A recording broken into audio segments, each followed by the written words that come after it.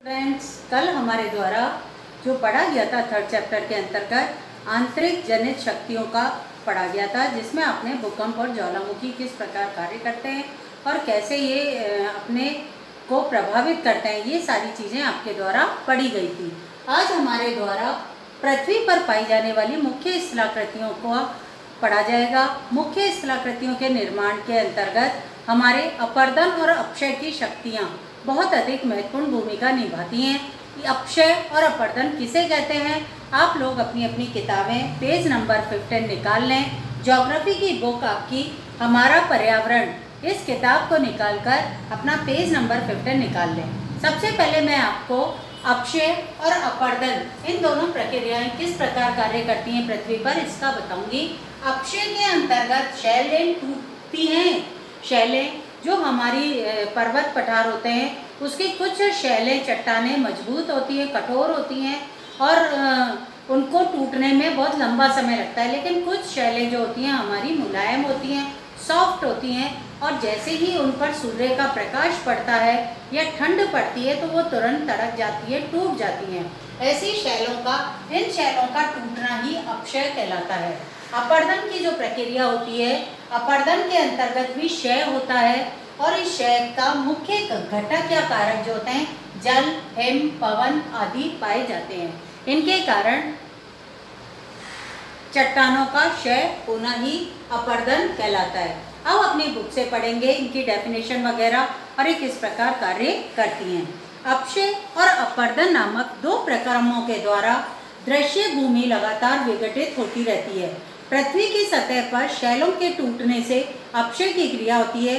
भूदृश्य पर जल, पवन और हिम जैसे विभिन्न घटकों के द्वारा होने वाले क्षय को अपर्दन कहते हैं। वायु, जल आदि अपर्दित पदार्थों को एक स्थान से दूसरे स्थान पर ले जाते हैं और फलस्वरूप एक स्थान पर निक्षेपित करते हैं। निक्षेपित मतलब वो जो अपने साथ बहाकर चीज़ें लाते हैं, पर्वत, मिट्टी है, कंकड़ है, पत्थर है, उनको क्या कर देते हैं? निक्षेपित मतलब एक दूसरे स्थान पर छोड़ देते हैं। अपर्दन एवं निक्षेपण के ये प्रक्रम पृथ्वी के धरातल पर विभिन्न स्थलाकृतियों का निर्माण करते हैं। इसके अंतर्गत जो विभिन्न निर्माण होते हैं उनमें सबसे महत्वपूर्ण हम नदी पढ़ेंगे। नदी किस प्रकार से कार्य करती है उसका अध्ययन हमारे द्वारा किया जाएगा। नदी आपको अच्छे से पता है, पर्वतों के ऊपर जहाँ पर बर्फ जमी रहती है वो नदियों के उद्गम स्थल होते हैं। जब बर्फ पिघलती है तो नदियाँ अपना बहाव प्रारंभ करती हैं। जैसे जैसे वो पर्वत से नीचे उतरती है, मैदान पर पहुँचती है और लास्ट में फिर समुद्र में वो मिल जाती है। यही हमारे नदियों की मुख्य व्युत्पत्ति है। अब हम इसके अंतर्गत क्या क्या दे रखा है उसका अध्ययन करेंगे। नदी के जल से दृश्य भूमि का अपर्दन होता है। नदी का जो पानी होता है, जो आकृतियाँ हमें दिखाई देती है, चाहे वो पहाड़ हो चाहे वो मैदान हो, वो सब दृश्य आकृतियों का क्या होता है? अपर्दन होता है। जब नदी किसी खड़े ढाल वाले स्थान से अत्यधिक कठोर शैल या खड़े ढाल वाली घाटी में गिरती है तो यह जलप्रपात कहलाता है। जैसे ये हमारा पर्वत है, इस पर्वत के इस स्थल से नदी का उद्गम हुआ, यहाँ पर से नदी तेजी से गिर रही है, तेजी से, और कहाँ गिर रही है? कठोर शैल पर। तो ये कठोर शैल टूटेगी तो है नहीं और ये नदी सीधी इसके ऊपर आकर आगे की तरफ, ये जो चीज़ होती है बहुत ऊंचाई से नदी का पानी गिरता है कठोर शैल पर, इसे पहाड़ी स्थल पर जलप्रपात का नाम दिया जाता है। फिर नदी आगे बढ़ती है तो मैदानी क्षेत्र में प्रवेश कर जाती है। नदी यहाँ से उतरकर मैदानों में प्रवेश कर जाती है। जब मैदानों में प्रवेश करती है तो वह मोड़दार मार्गों पर घूमने लगती है। स्थल कोई सीधा थोड़े होता है, स्थल सीधा नहीं होता बल्कि मोड़दार होता है और नदी उसके ऊपर ही बहने लगती है। तो इस समय इसे क्या कहते हैं? नदी के इन विभिन्न बड़े मोड़ों को ही विसर्प कहा जाता है।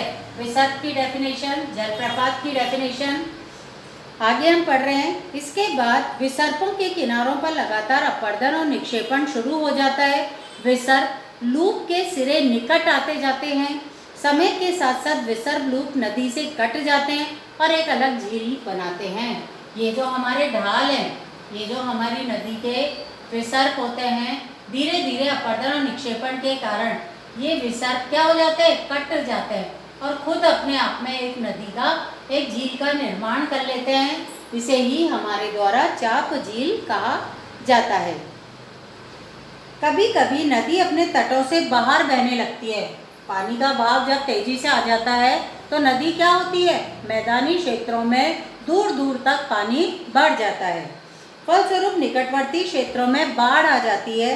बाढ़ के कारण नदी के तटों को निकटवर्ती क्षेत्रों में महीन मिट्टी एवं पदार्थों को अन्य पदार्थों का निक्षेपण कर देती है। जब नदी में पानी बहुत अधिक बढ़ जाता है तो नदी अपनी सीमाओं को पार करके दूर तक पानी को फैला देती है और उसके साथ जितना भी निक्षेपण पदार्थ आया हुआ होता है, मिट्टी, कंकड़, पत्थर, वो सब दूर दराज तक फैल जाते हैं उस पानी के, बाढ़ के पानी के साथ साथ। ये जो अवसाद, बाढ़ तो पानी फिर से नॉर्मल बहने लगता है कुछ समय के पश्चात, बाढ़ का पानी, और लेकिन जो कंकड़ पत्थर बिछा के जाती है वो बहुत ही उपजाऊ होते हैं। कृषि कार्य के लिए वो बहुत ही अधिक उपजाऊ मैदान तैयार हो जाते हैं। ऐसी मिट्टी एवं पदार्थों को अवसाद कहते हैं। अवसाद की परिभाषा भी आप लोग नोट कर लेना। अवसाद किसे कहते हैं? बाढ़ग्रस्त क्षेत्रों के अंदर जब नदियों द्वारा कंकड़, पत्थर और मिट्टी के महीन जलोढ़ को बिछाया जाता है तो ये क्या कहलाता है? अवसाद कहलाता है। फिर उसके बाद है हमारे, इससे समतल उपजाऊ बाढ़कृत मैदान का निर्माण होता है। नदी के उत्कथित तटों को तटबंध कहते हैं। समुद्र तक पहुँचते पहुँचते नदी का प्रवाह धीमा पड़ जाता है और नदी अनेक धाराओं में विभाजित हो जाती है। इसे वितरिका कहा जाता है। यहाँ नदी इतनी धीमी हो जाती है कि अपने साथ लाए गए मलबों का निक्षेपण करने लगती है। प्रत्येक वितरिका अपने मुहाने का निर्माण करती है। सभी मुहानों के अवसादों के संग्रह से डेल्टा का निर्माण होता है। अब हमारे द्वारा नदी के बाद समुद्री तरंग के कार्य को पढ़ा जाएगा। या समुद्री तरंग क्या है? समुद्र के अंदर उठने वाली लहरें, जो बार बार लहरों को आपके द्वारा देखा गया होगा पिक्चरों में, या कई लोग समुद्र तटों तक भी गए होंगे।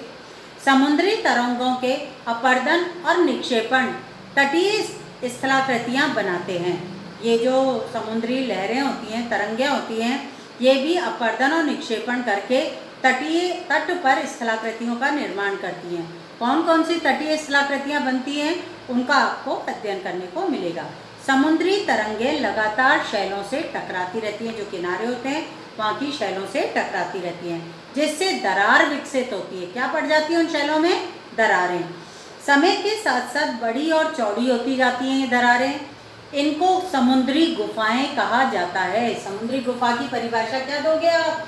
समुद्री गुफाएं समुद्र के किनारे तरंगों के या लहरों के द्वारा जो किनारों की चट्टानों में दरारें उत्पन्न की जाती हैं, वो दरारें समय के साथ साथ और गहरी होती जाती हैं, जिससे गुफाओं, समुद्री गुफाओं का निर्माण होता है।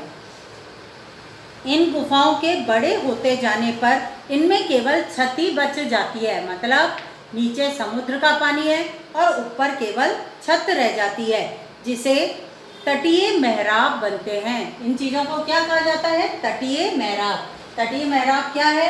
जब समुद्र के द्वारा बनाई गई समुद्री गुफाओं में केवल छत ही रह जाए तो उसे तटीय मेहराब कहा जाता है। लगातार अपर्दन छत को भी तोड़ देते हैं। लगातार पानी की लहरें क्या करती हैं? फिर छतों को भी तोड़ देती हैं, तो केवल दीवारें ही बचती हैं। दीवारें जैसी इन आकृतियों को स्टैक कहते हैं।